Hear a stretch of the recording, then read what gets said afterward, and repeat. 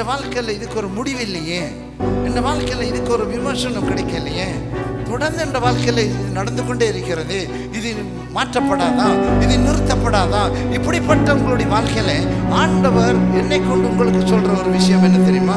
நான் அதை சுவிட்ச் ஆஃப் பண்ணுவேன். இயேசு கிறிஸ்துவின் இனியவல்ல நாமத்திலே உங்கள் ஒவ்வொருவரையும் நான் வாழ்த்தி வர வைக்கிறேன். இணையத்தின் வாயிலாக எங்களோடு இணைந்திருக்கிற இந்த தேவ செய்தியை கேட்கிற உங்களையும் இயேசுவின் நாமத்திலே நான் வாழ்த்தி வர வைக்கிறேன். ஹல்லேலூயா, ஹல்லேலூயா. இது நான் நினைக்கிறேன் 10வது மாதத்தில் இது கடைசி வாரம். தேவன் இதுவரைக்கும் கிருபையாய் நம்மளை நடத்தி கொண்டிருக்கிறார். ஆனால் நம்முடைய தேசம் நாடு எப்படி இருக்கிறது என்று உங்களுக்கு தெரியுமா? மிக மோசமான ஒரு சூழ்நிலைக்குள் இருக்கிறது. திரும்பவும் பெட்ரோல் கேஸ் தட்டுப்பாடு வரப்போகிறது என்று திட்டவட்டமாய் சொல்லுகிறார்கள். QR கோட் சிஸ்டம் வரப்போகிறது என்று திட்டவட்டமாய் சொல்லுகிறார்கள். பெரிய அரசியல் மாற்றங்கள் வரப்போகிறது என்று சொல்லுகிறார்கள். அரசியல் கட்சிகளுக்குள்ளே மிக படுமோசமான பெரிய பெரிய எதிர் விளைவுகள், கலவரங்கள் இப்படி உள்ளுக்குள்ளே நடந்து கொண்டிருக்கிறது. எந்த நிமிஷமும் பார்லிமெண்ட் கலைக்கப்படக்கூடிய சூழ்நிலையிலே இன்றைக்கு நம்முடைய அரசாங்கம் கடந்து கொண்டிருக்கிறது. அதாவது நாம் எங்கே இருக்கிறோம், எவ்வளத்தை இருக்கிறோம், இதெல்லாம் நமக்கு புரிகிறதில்லை. காலையில் எழும்புகிறோம், அந்தந்த வேலையை பார்க்குறோம், ஏதோ கிடைக்கிறத வச்சு வாழ்கிறோம். ஆனால் நம்ம சுற்றி என்னென்னவெல்லாம் நடந்து கொண்டிருக்கிறது, உலகத்தில் எதெல்லாம் நடந்து கொண்டிருக்கிறது. இஸ்ரவேலை சுற்றி ஒரு பெரிய யுத்த முகமே சூழ்ந்திருக்கிறது. 3வது உலக யுத்தம் என்றது வீட்டு வாசலில் இருக்கிறது என்று சொல்லுகிறார்கள். இப்படிப்பட்ட ஒரு காலகட்டத்தில் நாம் வாழ்ந்து கொண்டிருக்கிறோம். இது இப்படி இருக்க, இப்படிப்பட்ட நிலைமையில் இருக்க நம்ம ஒவ்வொருடைய தனிப்பட்ட வாழ்க்கையிலையும் என்ன கேட்டிங்கன்னா நான் சொல்லுவேன், என் வாழ்க்கையில் எனக்கு 1000 பிரச்சனை இருக்குது பாருங்கள். யாராலையுமே உதவி செய்ய முடியாத அளவுக்கு எனக்கு பிரச்சனை இருக்கிறது, எனக்கு போராட்டம் இருக்கிறது, மனசில் ஒரு சஞ்சலம் இருக்கிறது, ஒரு தவிப்பு இருக்கிறது. எத்தனையோ கட்டங்களில் என்னத்துக்குனா நாம் வாழணுமென்ற அளவுக்கு சிந்தனைகள் அவ்வளோ மோசமாக டவுனாக போய்கொண்டிருக்கிறது. உங்களோட கூட நான் தனியாக வந்து பேசினேன்னா நீங்களும் எனக்கு அப்படி தான் சொல்லுவீங்க. அன்றைக்கு ஒருத்தர் என்கிட்ட சொல்கிறாரு, முடிவே இல்லையா பாச என்ற வாழ்க்கையில், என்னுடைய இந்த தரித்திரம் இதுக்கு முடிவே கிடையாதான்.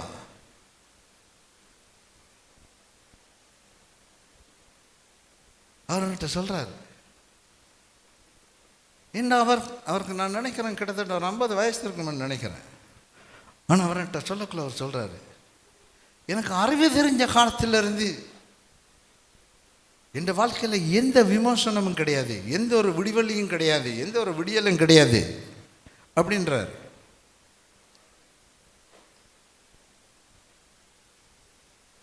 மாற்றம் வராதான். நான் விரும்புறது போல என்னுடைய வாழ்க்கையில் எனக்கு தேவையான ஒரு விஷயம் எனக்கு கிடைக்காதான். நான் என்னெல்லாம் பண்ணி பார்க்குறேன். சொல்கிறாங்க இல்லையா, ஷான் ஏறுனா முளம் சறுக்கும் அப்படின்னு.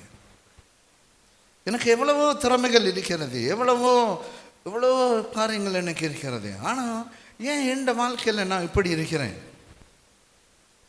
ஏன் என்னுடைய வாழ்க்கையில் காரணமில்லாத தோல்விகள், அதுவும் அடிக்கடி தோத்துக்கொண்டே இருக்கிறேன். வெற்றி எடுக்கிறது போல இருக்கும், சடாரண்ட ஒரு தோல்வி. எனக்கு இன்னும் அண்ணாண்ட காரியம் கைக்கூடி வருகிறது என்று நான் நினைக்கிறேன். ஆனால் கடைசி நிமிஷத்தில் அது என் கையை விட்டு விலகி போகிறது. இது ஒரு தரம் 2 தரம் இல்லைப்பா சார், பல தடவைகள் என்ற வாழ்க்கையில் நடந்து கொண்டு இருக்கிறது. இதுக்கு முடிவு கிடையாதா அப்படின்றாங்க. எல்லோருடைய வாழ்க்கையிலும் ஏதோ ஒரு பிரச்சனை இருக்கிறது பாருங்க. அது நம்மளை கொஞ்சம் கொஞ்சமாக என்னது, இந்த மலை நாட்டில் நீங்கள் மலை நாடுகளுக்கு போனீங்கன்னு சொன்னால், நீங்கள் இறங்கி நடப்பீங்கன்னு சொன்னால் அங்கே ஒரு விதமான அட்டை இருக்கிறது. அந்த அட்டை வந்து பிடிச்சிட்டேன்னு சொன்னால் நம்மளோட ரத்தத்தை உறிஞ்சிட்டே இருக்கும். அது நமக்கு தெரியாது. அது நம்மளோட ரத்தத்தை குடிச்சா அது அப்படியே பலூன் மாதிரி விரிஞ்சிட்டே இருக்கும். அது மாதிரி இந்த ஒவ்வொருவருடைய வாழ்க்கையிலும் ஏதோ ஒரு பிரச்சனை நம்மளை அப்படி பிடிச்சி நம்மளை கொஞ்சம் கொஞ்சமாக கொண்டுட்டே இருக்கு பாருங்க. சில வேளை உங்கள்கிட்ட பணம் இருக்கலாம், நல்ல உத்தியோகம் இருக்கலாம், நல்ல தொழில் இருக்கலாம். ஆனால் உங்களோட பிள்ளைகளை பார்க்குற நேரம் ஒரு பிள்ளையை குறித்து உங்களோட இருதயத்தில் ஒரு பெரிய வேதனை இருக்கும் பாருங்க. ஏன் இந்த பிள்ளை மட்டும் இப்படி அப்படி இருக்காங்க எத்தனையோ பேர்.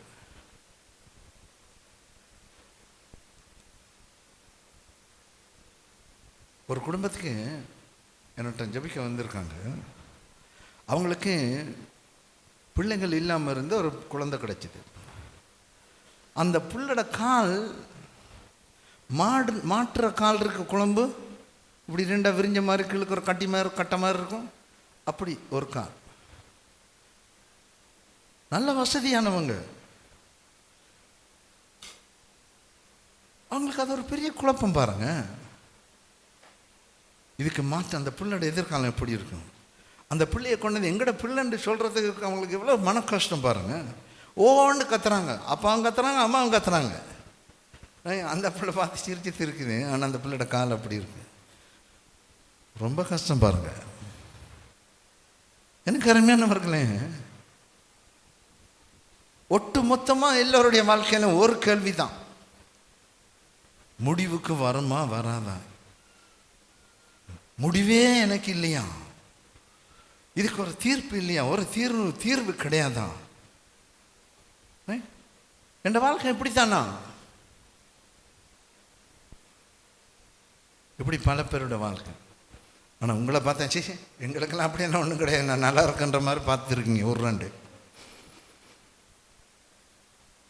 ஆனால் எல்லோரோட வாழ்க்கையிலும் ஏதோ ஒன்று இருக்கு. உங்களுக்கு இருக்கு இல்லையாப்பா? எனக்கு நிறையவே இருக்கு. எனக்கு நிறையவே இருக்கு.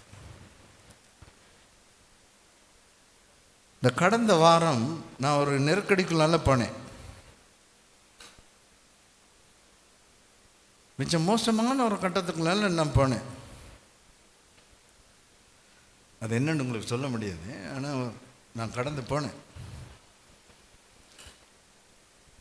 அந்த பாதைக்குள்ளால நான் போகிற நேரத்தில் தான் என் மனசில் ஒரு பெரிய கேள்வி பாருங்க. ஏன் எனக்கு இப்படி நடக்கிறது? இதுக்கெல்லாம் ஒரு முடிவு கிடையாதா? அப்போ என்னதான் பிரச்சனை இருந்தாலும் பிரசங்கம் பண்ணுறது உண்டு, நான் பண்ணித்தானே ஆகணும் இல்லையா? கர்த்தருடைய சமத்துக்கு நான் போய்த்தான் ஆகணும். அவரோட பேச்சுத்தான் ஆகணும், ஜபிச்சு தான் ஆகணும். நான் உட்கார்ந்திருந்த ஒரு பிரசங்கத்தை நான் ஆயத்தப்படுத்தி தான் ஆகணும். 1000 பிரச்சனை இருக்கட்டும். என்னிடத்துல தேவனுடைய வார்த்தையை தேடி ஜனங்கள் வருகிறது ஏராளம். ஆராதனையில் மட்டும் கிடையாது பெருமாள், ஃபோன் காலில் கூட, வாட்ஸ்அப்பில் கூட ஏராளமான பேர் அவர்களுடைய பிரச்சனைகளை என்னிடத்தில் சொல்லும்படிக்கு, என்னிடத்தில் அதை ஷேர் பண்ணும்படிக்கு, பகிர்ந்து கொள்ளும்படிக்கு. அப்போ நான் தேவ சமூகத்தில் நாம் காத்திருக்கணும். ஆஸ்திரேலியாவில் இருந்து ஒரு அம்மா எனக்கு கால் பண்ணுறாங்க. அவங்களோட மகனுக்கு 2 பிள்ளை. அவன் வந்து ஒரு அபிஷேகம் பெற்ற ஒரு மகன், அர்ஜுன்ன்ற ஒரு பேர். ஆனால் அவனுக்கு 1000 பிரச்சனை வரும் பாருங்க. அந்த ஆஃபீஸில் எல்லாம் பெரிய பிரச்சனைகள் வரும். இந்த அம்மா எனக்கு எடுத்து வச்ச என்னது, அவன் சொல்லுவான், பாஸ்டர் ரவிட்ட போய் கழிச்சு ஜெபம் பண்ணி ஏதாவது சொன்னா 2 எனக்கு சொல்லு. அவன் என்ன கடிச்சிட்டே இருப்பான், பாஸ்டர் ஜெபம் பண்ணிக்கலாம், கர்த்தர் ஏதாவது வாக்குத்தத்தம் கொடுத்தாரா, அப்படி கேட்டிருப்பான்.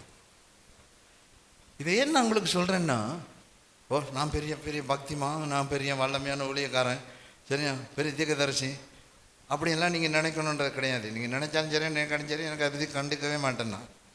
எனக்கு அதெல்லாம் எனக்கு மேல் ஒட்டாது. பிரச்சனை எல்லாருக்கும் இருக்கிறது, அதைத்தான் உங்களுக்கு சொல்ல வரேன். போராட்டம் எல்லாருக்கும் இருக்கிறது. இப்படிப்பட்ட ஜனங்களுக்குள்ள ஜனங்கள் என்னோடு பேசும் பொழுது என்னிடத்திலிருந்து ஏதாவது கர்த்தர் பேச்சின ஒரு வார்த்தையை கேட்கும் பொழுது அவங்களுக்கு ஒரு ஆறுதல் வருது, அவங்களோட ஆவிக்குரிய வளர்ச்சியும் படி. அப்போ நான் எனக்கு என்ன 1000 பிரச்சனை இருந்தாலும் நான் கர்த்தருடைய சமூகத்தில் இருந்தே ஆகணும். எனக்கே தலை எடுக்க முடியாத பிரச்சனை மற்றவங்களுக்காக நாம் இருக்கணும். ஏன்டா அதான் அழைப்பு. இருந்தேன்னா ஜெபம் பண்ணுறேன், இருந்தேன் நான் ஜபிக்கிற நேரம் கர்த்தர் என்னோட பேசினார் ஒரு காரியத்தை. அதை தான் நான் இன்றைக்கு உங்களோட பேசலாம் பண்ணியிருக்கிறேன். ஹல்லேலூயா. எல்லாரும் சாமா ஹல்லேலூயா. நான் விசுவாசிக்கிறேன் இன்றைக்கு கர்த்தர் ஒவ்வொருவரோடும் பேசுவார். ஒவ்வொருவரோடும் பேரை கர்த்தர் எக்ஸாக்டாக பேசுவார்ன்ட்டு எனக்கு ஒரு நம்பிக்கை இருக்கிறது. ஹல்லேலூயா. நம்முடைய தேவன் சும்மா சாதாரணமான தேவன் கிடையாது, உடன்படிக்கையின் தேவன். சொல்லுங்க எல்லாரும், நம்முடைய தேவன் உடன்படிக்கையின் தேவன். சொல்லுங்க, என் தேவன். எல்லாரும் சொல்லுங்க, என் தேவன் உடன்படிக்கையின் தேவன். உடன்படிக்கைண்டா என்னன்னே ஒரு அக்ரிமெண்ட்ன்றாங்க. ஒரு பெரிய நாடு, ஒரு குட்டி நாடு போய் என்ன செய்யுது, ஒரு உடன்படிக்கை பண்ணுது. எங்களுக்கு ஒரு கஷ்டம் வந்தான், எங்களுக்கு ஒரு இயற்கை அழிவு வந்தான், எங்களுக்கு ஒரு யுத்தம் வந்தான், நீங்கள் எங்களுக்கு உதவணும் வேண்டோடனே அந்த பெரிய நாடும் இந்த குட்டி நாடும் வேண்ட ஒரு உடன்படிக்கை பண்ணுறாங்க. புரியுதா? இந்த உடன்படிக்கை அப்படி தான். அந்த உடன்படிக்கை பண்ணுனா அதை காத்துக்கொள்ளணும். நம்முடைய தேவனும் அவருடைய பிள்ளைகளோடு உடன்படிக்கை பண்ணுகிறவராக இருக்கிறார். ஹல்லேலூயா. அவர் எப்படிப்பட்ட உடன்படிக்கையை அவர் பண்ணியிருக்கிறார் என்றால் 2 விதமான உடன்படிக்கை பண்ணியிருக்கிறார். பழைய ஏற்பாட்டு காலத்திலே, மோசேயினுடைய காலங்களிலே பழைய உடன்படிக்கை. சொல்லுங்க, பழைய உடன்படிக்கை. கிறிஸ்துவுக்குள்ளே புதிய உடன்படிக்கை. சொல்லுங்க, கிறிஸ்துவுக்குள்ளே, கிறிஸ்து இயேசுவுக்குள்ளே அது புதிய உடன்படிக்கை. சரியா? இந்த 2 உடன்படிக்கைக்குரிய வித்தியாசத்தை நான் இன்றைக்கு உங்களுக்கு சொல்ல போகிறேன். கவனமாக கேட்டு வாங்க. கேட்டு வரக்குள்ள தான் கர்த்தர் நம்மளுக்கு என்ன சொல்கிறாரு, என்ன பேசுகிறாருன்றது உங்களுக்கு ஆசீர்வாதமான ஒரு காரியத்தை புரிஞ்சுக்கொள்ளுவீங்க. தொடர்ந்து வாங்க. இந்த பழைய உடன்படிக்கை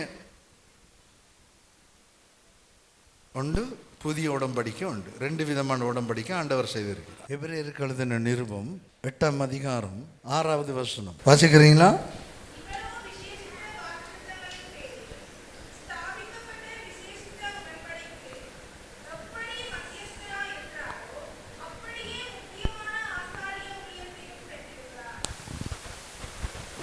அதான் கவனிங்க, திரும்ப வாசிக்க சொல்ல போகிறாங்க. எல்லாரும் கவனிங்க. எபிரேயர் 8:6 எடுத்தீங்களா? வாசிங்க. இவரோ விசேஷித்த வாக்குத்தத்தங்களின் பேரில், இவரோ விசேஷித்த வாக்குத்தத்தம் ஸ்தாபிக்கப்பட்ட விசேஷித்த உடன்படிக்கைக்கு, விசேஷித்த உடன்படிக்கைக்கு அவர் மத்தியஸ்தராக இருக்கிறார். அதான் அந்த வசனம். பாருங்க, அந்த வசனம் என்ன சொல்லுது? உடன்படிக்கை வாக்குத்தத்தம் அப்படி சொல்லலை, விசேஷித்த வாக்குத்தத்தம், விசேஷித்த உடன்படிக்கை. சொல்லுங்க, விசேஷித்த வாக்குத்தத்தம். சொல்லுங்க எல்லாரும் சொல்லுங்க, விசேஷித்த வாக்குத்தத்தம், விசேஷித்த உடன்படிக்கை. அப்போ பழைய ஏற்பாட்டில் இருந்த உடன்படிக்கை, மோசேயுடைய காலத்தில் தேவன் பண்ணுகிற உடன்படிக்கைக்கும் இப்போ கிறிஸ்து இயேசுக்குள்ளே பண்ணப்படுகிற உடன்படிக்கையிலையும் ஒரு பெரிய மாற்றம் வித்தியாசம் இருக்கிறது. முதல் ஆண்டவர் பழைய ஏற்பாட்டிலே மோசேயுடைய காலத்தில் இருந்த மக்களுக்கு பண்ணினது உடன்படிக்கை. ஆனால் எங்களுக்கு கிறிஸ்து இயேசுவுக்குள்ளே எங்களுக்கு தேவன் பண்ணுகிறது விசேஷித்த வாக்குத்தத்தம், விசேஷித்த உடன்படிக்கை. Special promise, special கவர்னன்ட். விசேஷித்த வாக்கு, விசேஷித்த உடன்படிக்கை. நாம் எல்லாரும் யாருன்னு கேட்டீங்கன்னா, இந்த பழைய உடன்படிக்கைக்குரிய ஆக்கள் நாம கிடையாது, மோசேயுடைய காலத்து ஆக்கள் கிடையாது. நாம் கிறிஸ்து இயேசுவை விசுவாசிக்கிறபடினாலே நாம் விசேஷித்த வாக்குத்தத்தங்களுக்கும் விசேஷித்த உடன்படிக்கைக்கும் நாம் சொந்தக்காரர்களாக இருக்கிறோம். கரங்களை தட்டி கர்த்தரை மகிமைப்படுத்துங்க பார்க்கலாம். ஹல்லேலூயா, ஹல்லேலூயா. எனக்கு அருமையானவர்களே, இதன் குறித்து நீங்கள் கொஞ்சம் புரிஞ்சுக்கொள்ளணும். சரியா? இப்போ ஒரு வசனம் வாசிங்க. யாத்திராமம் 15ஆம் அதிகாரத்தில் 22வது வசனத்தில் இருந்து 26வது வசனம் வரைக்கும் வேகமாக வாசிங்க. நான் அதுக்கு பிறகு ஒரு கதையாக சொல்கிறேன். பின்பு மோசே இஸ்ரவேல் ஜனங்களை சிவந்த சமுத்திரத்திலிருந்து பிரயாணப்படுத்தினான். அவர்கள் சூர்வனன் வனாந்திரத்துக்கு புறப்பட்டு போய் 3 நாள் வனாந்திரத்திலே தண்ணீர் கிடையாமல் நடந்தார்கள். அவர்கள் மாராவிலே வந்தபோது மாராவின் தண்ணீர் கசப்பாயிருந்ததினால் அதை குடிக்க அவர்களுக்கு கூடாதிருந்தது. அதனால் அவ்விடத்திற்கு மாரா என்று பெயரிடப்பட்டது. அப்பொழுது ஜனங்கள் மோசேக்கு விரோதமாய் முறுமுறுத்து என்னத்தை குடிப்போம் என்றார்கள். மோசே கர்த்தரை நோக்கி கூப்பிட்டான். அப்பொழுது கர்த்தர் மோசேக்கு ஒரு மரத்தை காண்பித்தார். அதை அவன் தண்ணீரிலே போட்டவுடனே அது மதுரமான தண்ணீர் ஆயிற்று.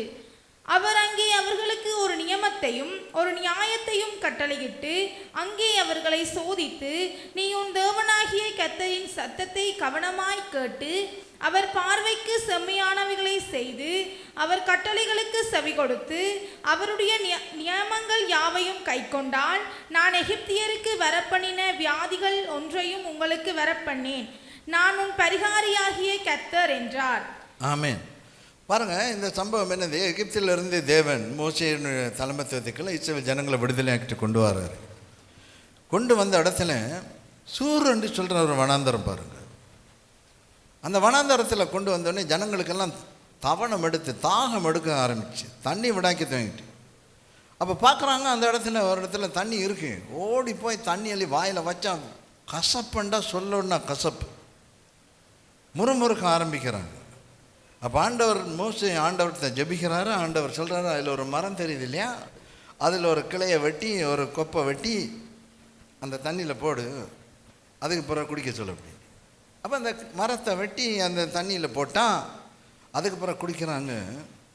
அது மதுரமாக இருந்துச்சான். அதுக்கு முதல் அந்த தண்ணி இருந்த இடத்துக்கு பேர் மாறா. மாறான்னு சொன்னால் கசப்பு. ஆனால் அந்த மரத்தை வெட்டி அதுக்குள்ளே போட்ட உடனே அதுக்கு பேர் மதுரமாச்சு. அவங்க அந்த தண்ணீரை, நல்ல தண்ணீரை குடிக்கிறாங்க. குடித்த உடனே ஆண்டவர் அவங்களோட கூட ஒரு உடன்படிக்கை பண்ணுறார். என்னது? நான் உனக்கு பரிகாரிய கர்த்தராக இருப்பேன். பரிகாரியாகிய கர்த்தர் யெகோவா ராஃபா, பரிகாரியாகிய கர்த்தர்.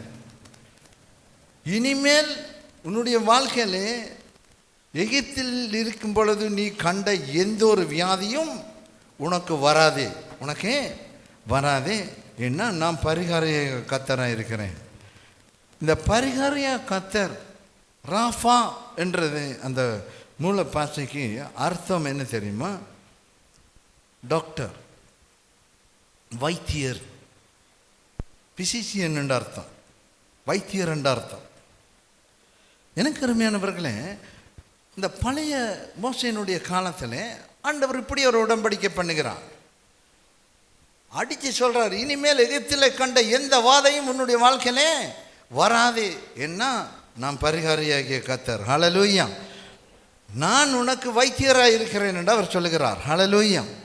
எனக்கு அருமையானவர்களே, எனக்கு இது கொஞ்சம் அன்றைக்கு இது பழைய விஷயம் எனக்கு இது.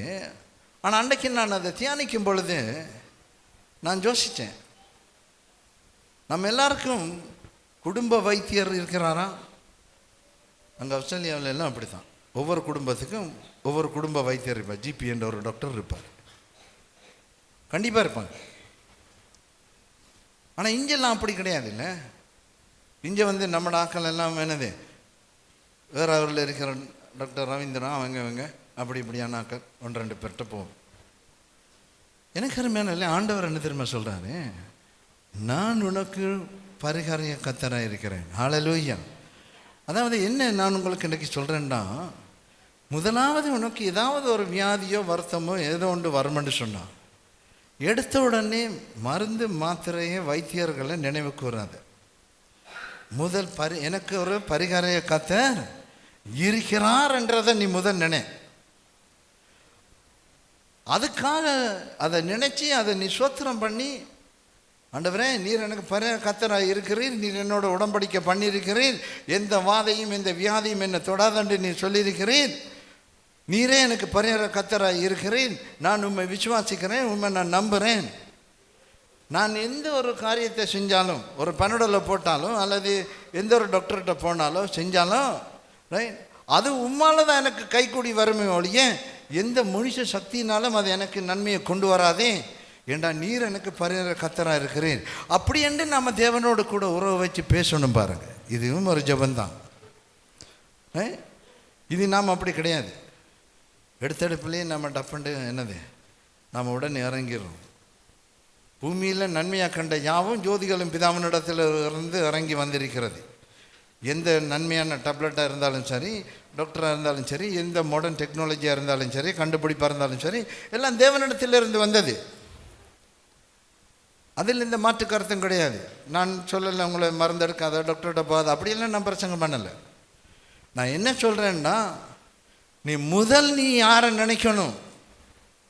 ஆண்டவர் சொல்கிறாரு, நான் பரிகாரிய கத்தர் உனக்கு இருக்கிறேன். ஹல்லேலூயா. யாத்ராமம் 15:26 அவர் சொல்கிறார், நானே பரிகாரிய கத்தர், நீ எகிப்தில் கண்ட எந்த வாதையும் உனக்கு வராது என்று அவர் சொல்கிறாரு. நான் தான் உனக்கு வைத்தியர், நான் தான் உனக்கு டாக்டராக இருக்கிறேன் அப்படின்னு அவர் சொல்கிறாரு பாருங்க. சரியா? இது ஒரு விதம், இது ஒரு விஷயம். இப்போ நான் என்னத்துக்கு சொல்லி வரேன், பழைய உடன்படிக்கையில் இருக்கிற சில உதாரணங்கள் உங்களுக்கு சொல்லி வரேன். ஏண்டா நம்ம பழைய உடன்படிக்கையில் பழைய வாக்குத்தத்தத்தில் நம்ம இல்லை, நம்ம விசேஷித்த வாக்குத்தத்தத்தில் விசேஷித்த உடன்படிக்கையில் இருக்கிறோம். அப்போ அந்த டிஃப்ரெண்ட்டாக சொல்லி வரேன், கவனிச்சுட்டு வாங்க. அடுத்தது ஒரு வசனம் வாசிங்களேன். யாத்ராமம் 23:25 வாசிங்க. உங்கள் தேவனாகிய கர்த்தரையே சேவிக்க கடவீர்கள். அவர் அப்பத்தையும் உன் தண்ணீரையும் ஆசீர்வதிப்பார். வியாதியை உன்னிலிருந்து விலக்குவேன். சொல்லுங்க, வியாதியை எல்லாம் சொல்லுங்க, வியாதியை என்னிலிருந்து விலக்குவேன். இப்போ கவனிங்க, அப்பத்தையும் தண்ணீரையும் ஆசீர்வதித்து வியாதியை விலக்குவேன் என்றார். வியாதியை விலக்குவேன் என்றார். இந்த விலக்குவேன் என்ற பதம் ஆங்கில வேதாமத்திலே டேக்கின் என்றிருக்கிறது. அந்த விலக்குவேன் அல்லது அந்த டேக்கின் என்றதுக்கு மூல பாஷையில் சூர், SWR, சூர் என்று அந்த பதம் பெறுகிறது.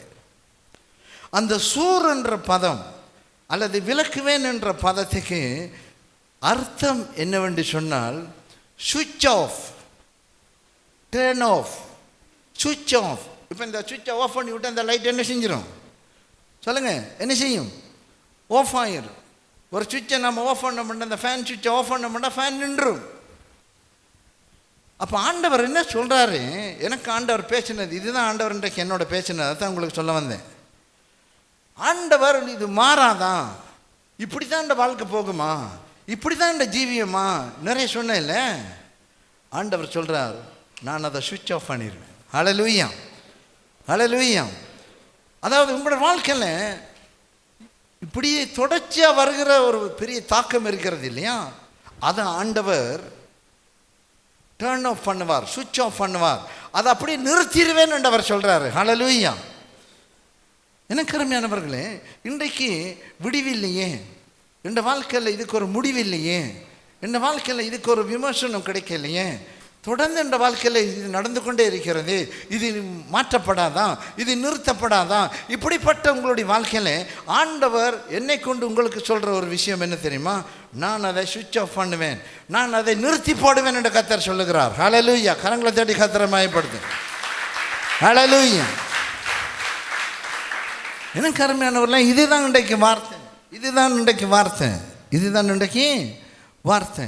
ஆண்டவர் இன்றைக்கு உங்களுக்கு சொல்கிற ஒரு விஷயம் இதுதான், நான் சுவிட்ச் ஆஃப் பண்ணுவேன். உன்னுடைய வாழ்க்கையில் எதெல்லாம் உனக்கு தொடர்ச்சியாக உனக்கு பிரச்சனையாக இருக்கிறதோ அதை நான் சுவிட்ச் ஆஃப் பண்ணுவேன், அதை நான் நிறுத்தி போடுவேன் என்று கர்த்தர் சொல்லுகிறார். ஹல்லேலூயா. ஆண்டவர் அதை சொன்னார் பாருங்க. இது யாருக்கு சொன்னார்? புதிய உடன்படிக்கையில் இருக்கிறவங்களுக்கு கிடையாது, பழைய உடன்படிக்கை மோசேயுடைய காலத்தில் இருந்தவர்களுக்கு ஆண்டவர் இப்படி சொல்கிறாரு. என்ன சொல்கிறாரு? நான் டாக்டராக இருப்பேன், நான் உங்களுக்கு என்னவாக இருப்பேன்? நான் டாக்டராக இருப்பேன். உங்களுக்கு வருகிற பிரச்சனைகள் எல்லாத்தையும் நான் சுவிட்ச் ஆஃப் பண்ணுவேன். அப்பத்தில் உனக்கு வீட்டில் சாப்பாட்டுக்கு பிரச்சனையா, அதை நான் நிறுத்திடுவேன். உனக்கு குடிக்கிறதுக்கு தண்ணீர், நம்ம ஊர்லெல்லாம் தண்ணி தாளாமல் வருது, ஆனால் இன்றைக்கு நியூஸை பாருங்கள், இன்றைக்கு எத்தனையோ இடங்களில் என்னது, குடிக்க தண்ணி கிடையாது, குடிக்க தண்ணி கிடையாது.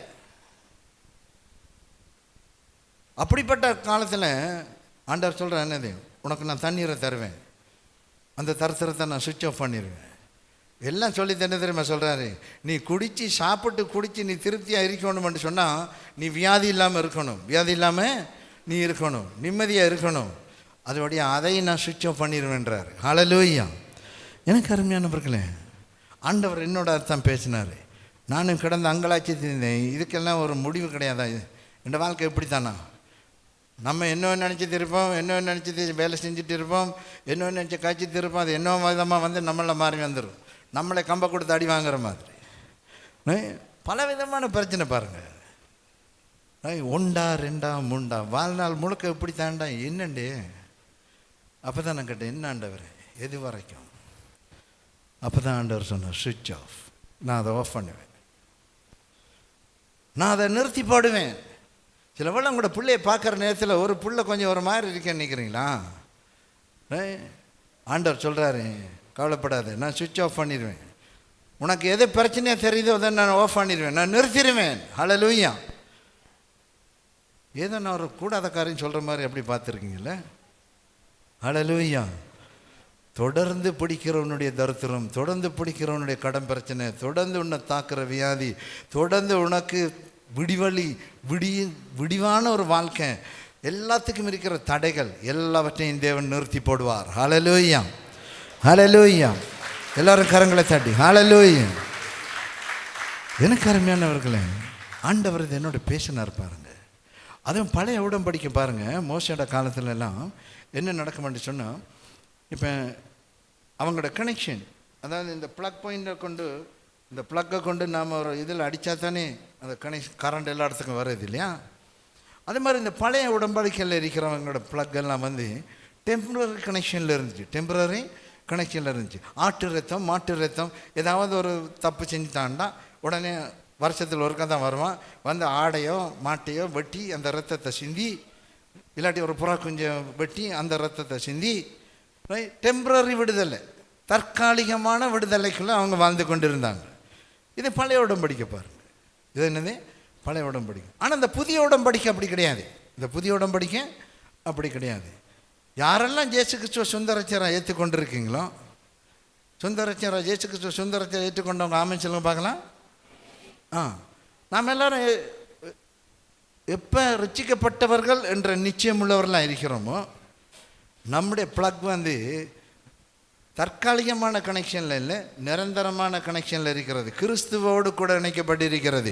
கரங்களை தடி கத்திரமயப்படுது. ஹல்லேலூயா. இயேசு கிறிஸ்துவோடு நாம் இணைக்கப்பட்டிருக்கிறோம். இயேசு கிறிஸ்துவோடு நாம் இணைக்கப்பட்டிருக்கிறபடினாலே எனக்கு அருமையானவர்களே, நம்முடைய வாழ்க்கையில் ஏற்கனவே அவர் சிலுவையிலே உனக்கு இப்போ என்னெல்லாம் பிரச்சனை இருக்கிறதோ அத்தனை பிரச்சனைகளுக்கும் அவர் சிலுவையில் சுவிட்ச் ஆஃப் பண்ணிட்டார். நான் வாய்ச்சோம் இல்லையா, யாத்திரா 15 அந்த தண்ணீர் கசப்பாக இருந்தது. ஒரு மரத்தை வெட்டி போட்ட உடனே அது குடிக்கிறதுக்கு மதுரமாச்சு, கசப்பெல்லாம் நீங்கி அது தேன் போல் இருந்துச்சான். மினரல் வாட்டர் மாறிச்சேன்னு வைங்களேன், அப்படி மாறிச்சான். என்னத்தால அந்த மரத்தை போட்ட ஆண்டவர் சொல்கிறார், அந்த மரத்தை வெட்டி போடு.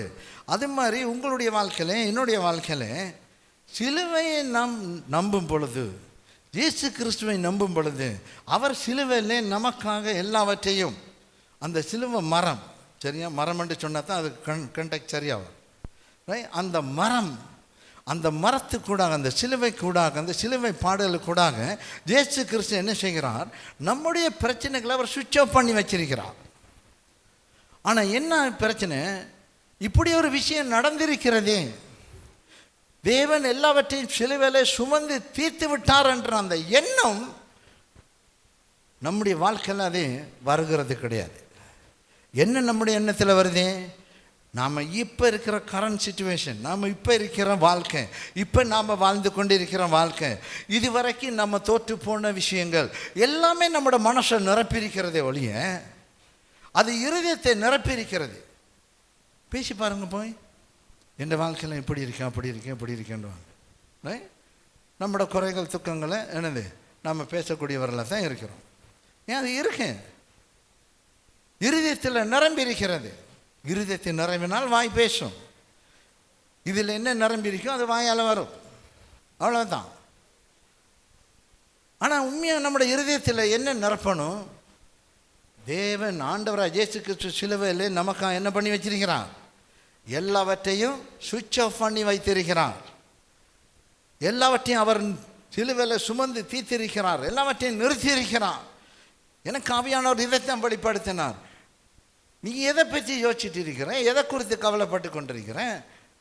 உன்னுடைய எண்ணங்கள் எல்லாம், உன்னுடைய சிந்தனையில் எதை எல்லாத்தாலும் எப்படிப்பட்ட காரியங்கள் நான் நீ நிரப்பி வச்சுருக்கிறேன்? எல்லாத்தையும் தூக்கி போடு, உன்னுடைய கண்களை திரும்பி பார். நான் உனக்காக எல்லாவற்றையும் சுவிட்ச் ஆஃப் பண்ணி வைத்திருக்கிறேன், டேர்ன் ஆஃப் பண்ணி நான் வைத்திருக்கிறேன். எல்லாவற்றையும் நான் சிலுவையில் முடித்து வைத்திருக்கிறேன். நாம் அந்த காரியத்தில் நம்ம கவனம் செலுத்தணும். பிரியமானவர்களே, நீங்கள் எந்த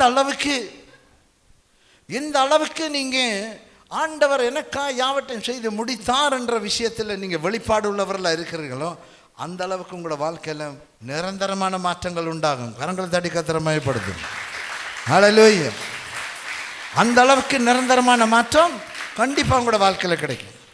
ஆனால் நமக்கு அப்படி கிடைக்கிறது இல்லை. உங்களுக்கு ஒரு வசனம் வாசிக்கிறேன்னே. ரோமர்கள் இந்த நிருபம் 6ஆம் அதிகாரம் 7வது வசனத்திலிருந்து 11வது வசனம் வரைக்கும் கொஞ்சம் வேகமாக வாசிங்க.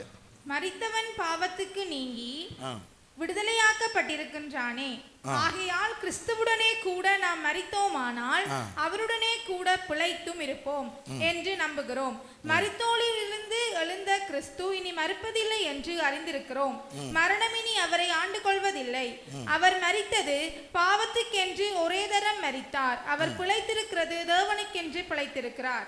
அப்படியே நீங்களும் உங்களை பாவத்திற்கு மரித்தவர்களாகவும் நம்முடைய கர்த்தராகிய இயேசு கிறிஸ்துவுக்குள் தேவனுக்கென்று பிழைத்திருக்கிறவர்களாகவும் எண்ணிக்கொள்ளுங்கள். ஆகையால் நீங்கள் சரீர இச்சைகளின்படி பாவத்திற்கு கீழ்ப்படியத்தக்கதாக. 11ஆம் வசனம் வாசிட்டீங்களா? வாசிங்க 11ஆம் வசனம். அப்படியே நீங்களும் உங்களை பாவத்திற்கு மரித்தவர்களாகவும் நம்முடைய கர்த்தராகிய இயேசு கிறிஸ்துவுக்குள் தேவனுக்கென்று பிழைத்திருக்கிறவர்களாகவும் எண்ணிக்கொள்ளுங்கள். பாருங்க என்ன சொல்லுது? எண்ணிக்கொள்ளுங்கள். சொல்லுங்க எல்லாரும் சொல்லுங்க. எண்ணிக்கொள்ளுங்கள், எண்ணிக்கொள்ளுங்கள். இன்னொருக்கா சொல்லுங்க, முழு பலத்தில் சொல்லுங்க. எண்ணிக்கொள்ளுங்கள். என்னத்தை எண்ணட்டாம்? திரும்ப அந்த வசனம் வாசிங்க, கவனிங்க எல்லாரும். அப்படியே நீங்களும் உங்களை பாவத்திற்கு மரித்தவர்களாய். அப்படியே நீங்களும் உங்களை பாவத்துக்கு மரித்தவர்களாய். சரியா? நாம் இப்போ என்னத்தை நாம் நினச்சி திரிக்கணும்? நான் பாவத்துக்கு நான் செத்திருக்கிறேன்.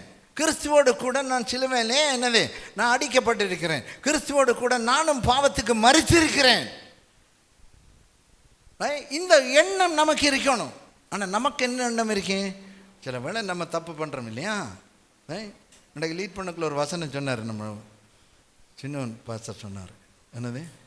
நம்மளை பாவம் இல்லைன்னு சொன்னால் நம்மளே வஞ்சிக்கிறோம், நம்மளை நம்ம நிதானிக்கணும் அப்படின்னு சொன்னார். தப்பு கிடையாது.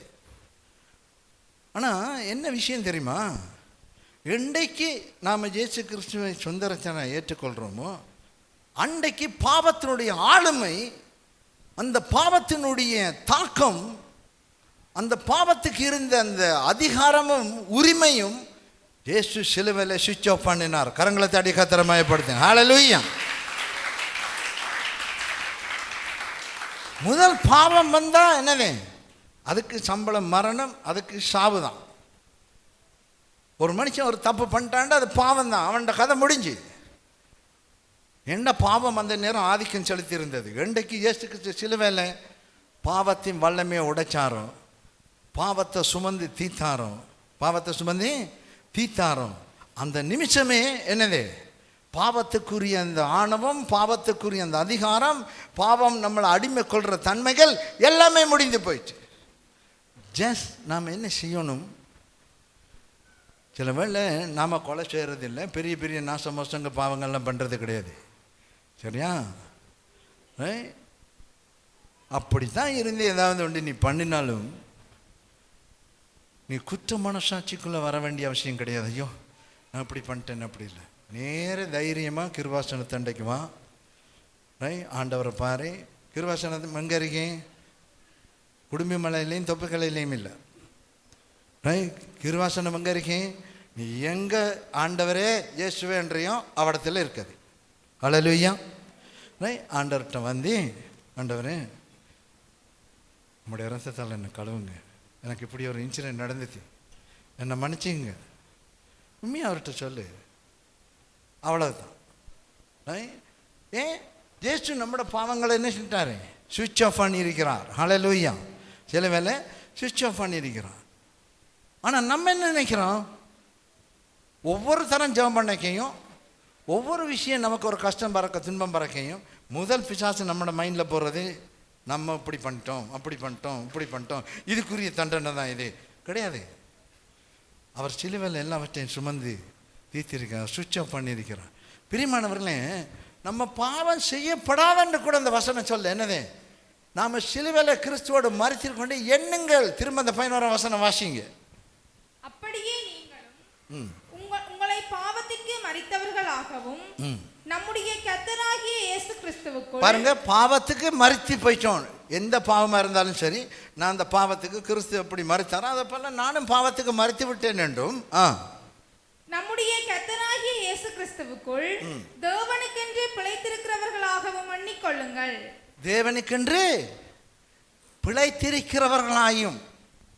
நான் கிறிஸ்துவோடு பாவத்துக்கு மரித்திருக்கிறேன், கிறிஸ்து உயிரோடு எழும்பினது போல நான் தேவனுக்கென்று பிழைத்திருக்கிறேன் என்று என்னவே என்னும் நினைக்கணும். பாருங்க, நீ நினைக்க நினைக்க நினைக்க நினைக்க நினைக்க ஆண்டவர் எல்லாவற்றையும் சுவிட்ச் ஆஃப் பண்ணியிருக்கிறார். என்னுடைய பாவங்களை சுவிட்ச் ஆஃப் பண்ணியிருக்கிறார், என்னுடைய சாவங்களை சுவிட்ச் ஆஃப் பண்ணியிருக்கிறார், அடிக்கடி என்னுடைய பலவீனங்கள் எல்லாம் சுவிட்ச் ஆஃப் பண்ணியிருக்காண்டு நீ நினைக்க நினைக்க நினைக்க சுவிட்ச் ஆஃப் பண்ணி இருக்கிறார்.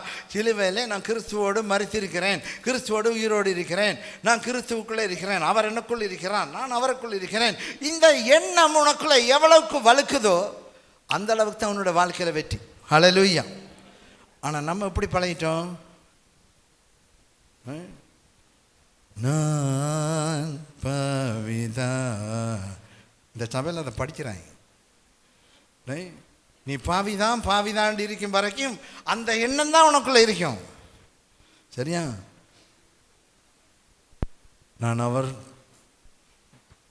புத்திர சுகாரமுள்ள ஆவி, நான் அவருடைய புத்திரனாக இருக்கிறேன், அவருடைய பிள்ளையாக இருக்கிறேன், அவரோடு கூட பிதாவுனுடைய வலது பார்ச்சத்தில் பிதாவோடு கூட நான் உட்கார்ந்து இருக்கிறேன், சகலது என்னுடைய காலுக்கு கீழே இருக்கிறது. தேவன் என்னுடைய காரியங்கள் எல்லாவற்றையும் சிலுவையில் சுவிட்ச் ஆஃப் பண்ணி வைத்திருக்கிறார். ஹல்லேலூயா. நீங்கள் சிலுவையில் யோசிப்பீங்க, பாருங்கள், இது என்ன இது? நான் உங்களை கொண்டு சொல்கிறேன் பாருங்க. ஆண்டவர் முக்காலத்து பாவங்களையும் மன்னித்திருக்கிறார். கடந்த காலம் இறந்த காலத்து பாவங்களை மன்னிச்சுதான், இப்போ செய்கிற பாவங்களையும் மன்னிச்சிருக்கிறார், இனிமேல் செய்ய போகிற பாவங்களை மன்னித்திருக்கிறார். சொன்னோன்னே சில பேருக்கு உருண்டும், என்னது ஒரு மாதிரி போகுது பிரசங்கம் அப்படின்ட்டு. சத்தியம் பாருங்கள், நான் சொல்கிறது சத்தியம்.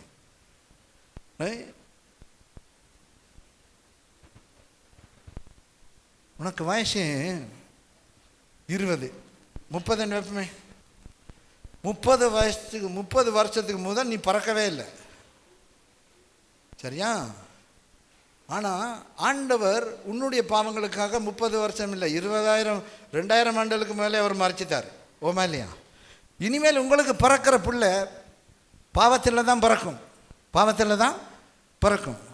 அந்த பிள்ளையோட பாவத்துக்காக ஜேசு மறைச்சாரா மறைக்கலையா? மறைச்சிருக்காருல்ல. அதை புரிஞ்சு கொள்ளணும், இந்த சத்தியங்களை விளங்கி கொள்ளணும். அதை நீ புரிஞ்சு கொண்டு விளங்கி கொண்டு நீ நடக்கணுமெண்டா உன்னுடைய வாழ்க்கையில் ஆண்டவர் சிலுவையில் உனக்காக சுவிட்ச் ஆஃப் பண்ணியிருக்கிறாருன்றதை நீ விசுவாசிக்கணும். நீ என்ன செய்யணும்? நீ விசுவாசிக்கணும். அந்த காரியத்தை நீ நினைக்க நினைக்க நினைக்கத்தான் உன்னுடைய வாழ்க்கையில் இருக்க கண்ணிலிருந்து செதில் விழுகிறது போல நம்முடைய வாழ்க்கையில் இருக்கிற சில பாவங்களோ பலவீனங்களோ நம்மளை விட்டு போயிடும். ஏன்னா நமக்குள்ளே என்ன வரும்?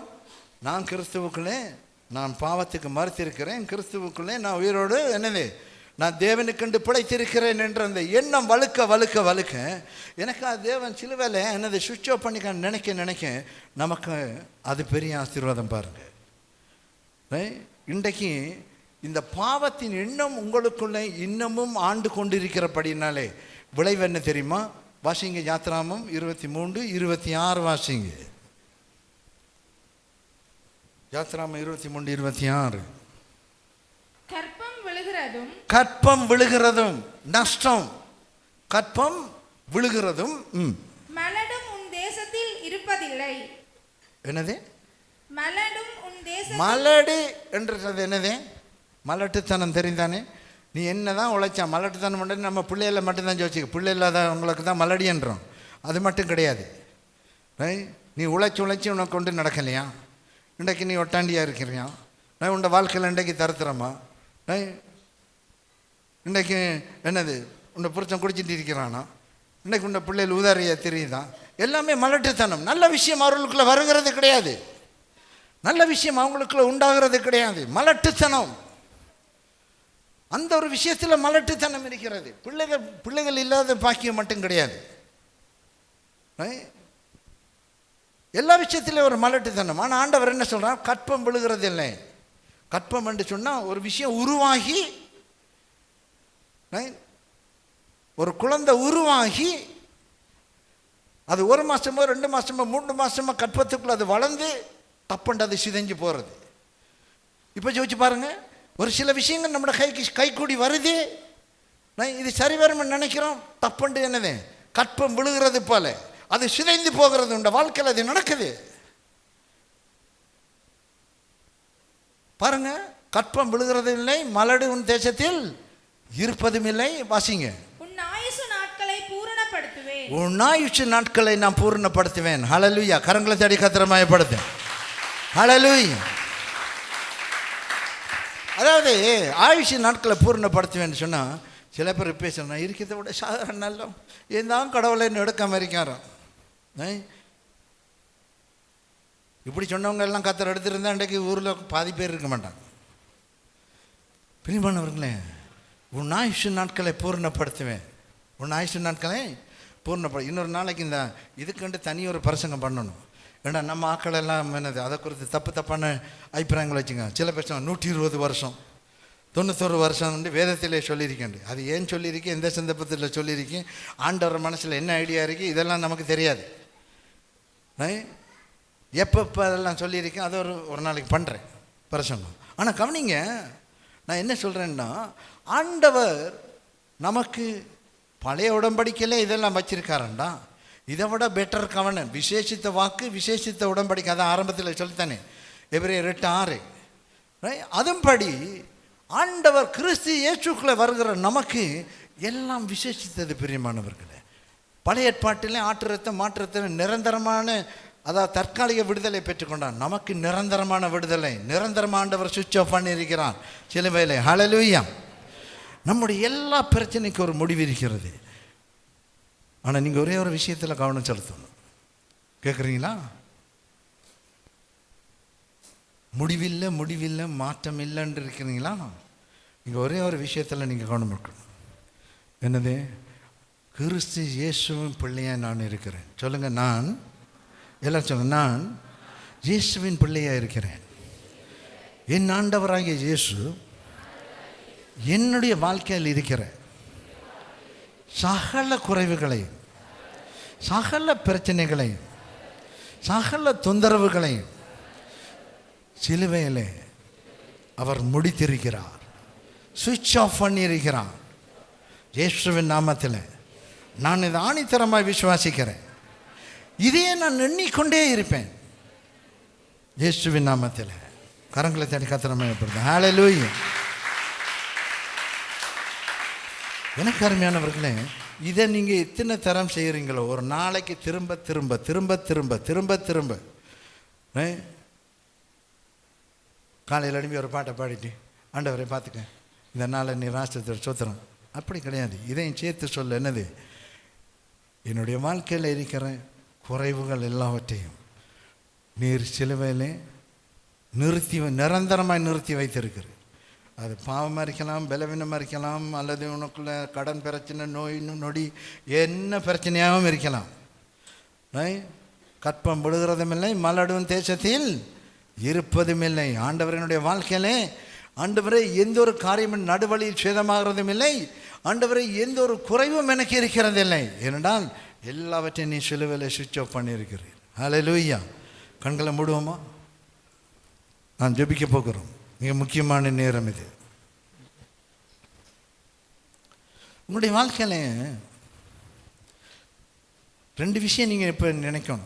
ஒன்று, கர்த்தர் உங்களுக்கு என்ன செய்தார்ன்றதை நினைக்கிறதுக்கு நான் இந்த எண்ணத்தோடு என் இருதயத்தை நிரப்புவேன் என்று தீர்மானிக்கணும்.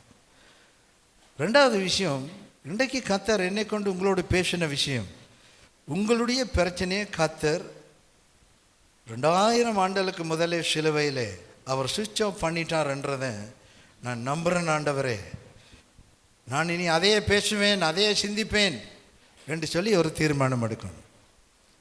ஹல்லேலூயா. ஒரு நிமிஷம் ஜெபம் பண்ணுவோமா எல்லாரும்?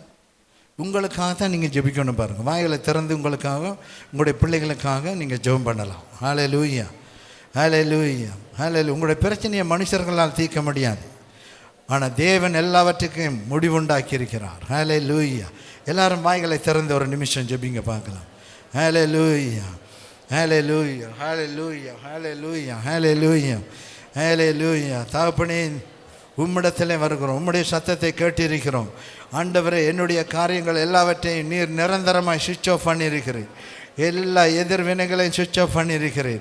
ஆண்டவரினுடைய வாழ்க்கையில் கற்பம் விழுகிறதில்லை, எந்த சேதமும் நடுவழியில் வருகிறதில்லை. ஆண்டவர், என்னுடைய வாழ்க்கையில் எந்த குறைபாடும் மலடும் இருப்பதில்லை. என்னுடைய ஆயுஷ் நாட்களை நீ பூர்ணப்படுத்துகிறபடியால் உமக்கு ஸ்தோத்திரம். ஆண்டவரை, அகால மரணங்கள் ஆண்டவரை எதுவும் என்னை சேதப்படுத்துகிறது இல்லை, எந்த வாதையும் என்னை சேதப்படுத்துகிறது இல்லை, எந்த கொள்ளை நோயும் என்னை சேதப்படுத்துகிறது இல்லை. ஆண்டவரே கர்த்தாவே, நீர் தாமி ஆண்டவரே எல்லாவற்றையும் சிலுவையில் முடித்திருக்கிறபடியா ஸ்தோத்திரம். ஜெபிங்க, ஜெபிங்க, ஜெபிங்க. ஹல்லேலூயா. உரிமை கொண்டாடி ஜெபம் பண்ணுங்க, உரிமை கொண்டாடி ஜெபிங்க. சூழ்நிலைகளை பார்க்க வேண்டாம். சூழ்நிலைகள் உங்களுக்கு எல்லாம் அடைக்கப்பட்டது போல் இருக்கும், வானம் வெண்கலம் போல் இருக்கும், எல்லா மனுஷர்களுடைய எல்லா தயவும் உங்களை விட்டு விலகி இருக்கும். ஆனால் கர்த்தர் சொல்லுகிறார், நான் உன்னை ஆசீர்வதித்திருக்கிறேன், நான் உன்னை ஆசீர்வதித்திருக்கிறேன், நான் உன் அப்பத்தையும் தண்ணீரையும் ஆசீர்வதித்து உன் வியாதியை உன்னை விட்டு விலக்குவேன். நான் சுவிட்ச் ஆஃப் பண்ணியிருக்கிறேன். எப்படி அந்த மாறா கசப்பான மாறா மதுரமாச்சோ, எப்படி அது மரத்தினாலே, அந்த மரக்கிளையினாலே அது மதுரமாச்சோம், அதே போல் சிலுவை மரத்தினாலே ஆண்டவராக இயேசு கிறிஸ்து சிலுவையில் செய்த காரியத்தினாலே உங்களுடைய வாழ்க்கை மாற்றப்படுகிறது. ஹல்லேலூயா. ஜெபம் பண்ணுங்களேன் ஒரு நிமிஷம். ஹல்லேலூயா. ஓரி மர சபலந்திரகரபர் இறந்திரவா. ஹல்லேலூயா. ஸ்தோத்திரம் ஆண்டவரே. பரலோக பிதாவை, இந்த வேளையிலே நன்றியோடு துதிக்கிறோம். உம்முடைய பெரிய கிருபைக்காக ஸ்தோத்திரம்ப்பா. ஆண்டவரே, நீர் எங்கள் மேல் வைத்திருக்கிற அன்பு பெரியது. ஆண்டவரே, எங்கள் மேல் நீர் வைத்திருக்கிற கிருபை பெரியது. ஆண்டவரே கர்த்தாவே, நீர் எங்கள் மேல் வைத்திருக்கிற இரக்கம் மகா பெரியது. உமக்கு நன்றி செலுத்துகிறோம். எங்களுடைய வாழ்க்கையில இதுக்கு முடிவு கிடைக்காதாண்டு யார் யாரெல்லாம் ஏங்குகிறார்களோ, ஆண்டவரே அவருடைய வாழ்க்கையில நீர் இன்றைக்கு நீ சிலுவையில் செய்து முடித்த காரியத்தை வெளிப்படுத்தியிருக்கு, சுவிட்ச் ஆஃபை வெளிப்படுத்தியிருக்கிற, சூர் என்று சொல்லி எல்லாவற்றையும் விட்டு விலக்கி இருக்கிறீர். ஆண்டவரே, அதை அவர்கள் விசுவாசிக்கவும் அதை எண்ணிக்கொள்ளவும், தங்களுடைய வாழ்க்கையிலே இருக்கிற குற்ற மனசாட்சிகள், தங்களுடைய வாழ்க்கையில் இடைப்படுகிற பலவீனங்கள், பாவங்கள், சாபங்கள், தரித்திரங்கள், நோய் நொடிகள், எல்லா குறைபாடுகளும் இயேசுவின் நாமத்தில் விலகி போவதாக அந்த வல்லமை நான் உடைக்கிறேன் இயேசுவின் நாமத்தினாலே. ஆண்டவரே, நீர் தம்முடைய வாழ்க்கையில் இன்றைக்கு பேசின சத்தியம் இவர்களுக்கு 100 மடங்காய் வல்லமை அரங்கி கிரியை செய்வதாக, இவர்கள் அதை காணும்படிக்கு எல்லாவற்றையும் என் ஆண்டவர் சிலுவையில் சுமந்து தீர்த்திருக்கிறார், நான் ஆசீர்வதிக்கப்பட்டவன் என்று அவர்கள் அனுபவிக்கும்படிக்கு தொடர்ந்து ஆவியானவர் கிரியை செய்கிறார். இந்த வார்த்தையை கேட்கிற ஒவ்வொருடைய வாழ்க்கையிலும் நீர் தாமி ஆண்டவரே எல்லாவற்றையும் சுவிட்ச் ஆஃப் பண்ணபடியால், நிரந்தரமாய் நிறுத்தினபடியால் உமக்கு நன்றி செலுத்துகிறோம். இயேசுவின் நாமத்தை ஜெபிக்கிறோம் ஜீவனுள்ள நல்ல பிதாவே. ஆமேன், ஆமேன். ஹல்லேலூயா, ஹல்லேலூயா. நீங்கள் ஆசீர்வதிக்கப்பட்டவர்கள், என்றைக்கும் நீங்கள் ஆசீர்வாதமாகவே இருப்பீர்கள். ஆமேன், ஆமேன்.